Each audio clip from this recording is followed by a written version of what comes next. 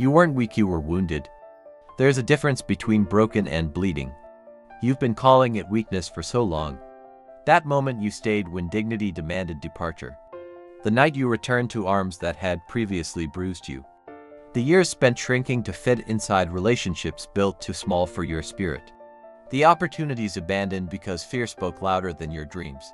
I should have been stronger, you whispered to your reflection, but strength was never what you lacked. You weren't weak, you were wounded. The anatomy of a wound. A wound is not character deficiency. It's tissue exposed, nerves raw, protective layers compromised. It's the body's honest response to damage, a vulnerable truth that demands attention, not judgment. Your emotional wounds followed the same biological wisdom. That desperate attachment to someone toxic wasn't weakness, it was your attachment system frantically trying to repair primal bonds broken in childhood. The paralysis when facing opportunity wasn't laziness, it was your nervous system locked in a survival response, still fighting old battles. Your silence in the face of mistreatment wasn't cowardice, it was the adaptive strategy that once kept you safe when speaking truth brought greater danger. Your inability to maintain boundaries wasn't lack of willpower, it was the natural disorientation of someone never shown where they ended and others began. These weren't failures of character. They were adaptations to injury, brilliant survival mechanisms that preserved you through unbearable circumstances. Your emotional wounds followed the same biological wisdom.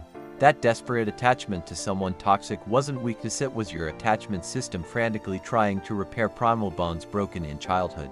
The paralysis when facing opportunity wasn't laziness, it was your nervous system locked in a survival response, still fighting old battles.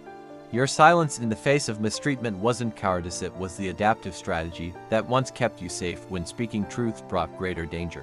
Your inability to maintain boundaries wasn't lack of willpower, it was the natural disorientation of someone never shown where they ended and others began. These weren't failures of character. They were adaptations to injury, brilliant survival mechanisms that preserved you through unbearable circumstances. Society's dangerous misdiagnosis.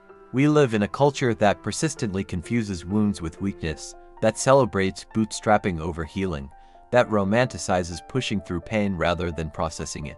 This dangerous misdiagnosis creates the perfect conditions for shame to flourish. Everyone else manages to leave toxic relationships. Other people don't struggle with basic boundaries. Normal people don't freeze when facing conflict. Why can't I just get over it like others seem to? These comparisons ignore a fundamental truth. People respond differently to life's challenges not because of varying levels of personal strength, but because they enter those challenges with different histories, different wound patterns, different nervous system conditioning, and different access to resources. The invisible injuries. Some of your deepest wounds came disguised as normal. The parent who met your emotions with dismissal, teaching you that your feelings were inconvenient. The subtle emotional neglect that never left visible bruises but starved your developing sense of self. The conditional love that trained you to abandon your authenticity to maintain connection. The chronic inconsistency that programmed your nervous system for perpetual vigilance. The invalidation that taught you to doubt your own perceptions until others became your only reality compass.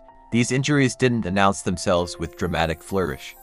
They accumulated quietly, creating an internal landscape where certain choices became almost inevitable not because you were weak, but because you were navigating with a damaged map. Survival responses are not character flaws. The very behaviors you've labeled as your greatest weaknesses were actually sophisticated survival responses, your system's attempt to manage unbearable circumstances, fawning becoming whatever others needed to maintain safety and connection.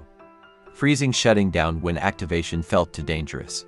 People-pleasing, using hypervigilance to anticipate and meet others' needs before conflict could arise. Perfectionism, attempting to earn the safety and love that should have been your birthright.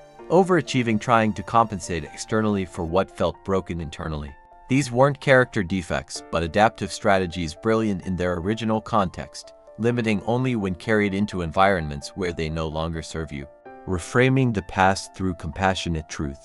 Imagine viewing your history through this lens of truth. You didn't let yourself be abused, you survived abuse using the only tools available to you at the time. You weren't too fearful to leave, your attachment system was performing exactly as designed in the face of traumatic bonding. You didn't fail at boundaries, you were navigating relationship dynamics with an internal map that never included them. You weren't making excuses for others, your brain was desperately maintaining coherence in an incoherent situation. This isn't about absolving responsibility for healing. It's about establishing an accurate starting point. You cannot effectively heal what you've misdiagnosed. The path forward, from wounded to healing. Healing begins with this paradigm shift, recognizing that what needs addressing isn't some fundamental weakness but specific wounds that require tending. Name the wounds accurately. Not I'm too weak to leave toxic relationships, but my attachment system was conditioned to interpret abandonment as life-threatening. Honor the intelligence of your adaptations. Those survival responses kept you alive. They deserve acknowledgement before retirement. Update your internal safety map. Recovery isn't about getting stronger, it's about teaching your nervous system that the war has ended. Practice differentiation.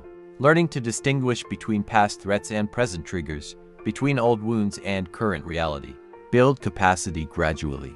Healing isn't about forcing yourself into unbearable discomfort, it's about expanding your window of tolerance through consistent, manageable steps.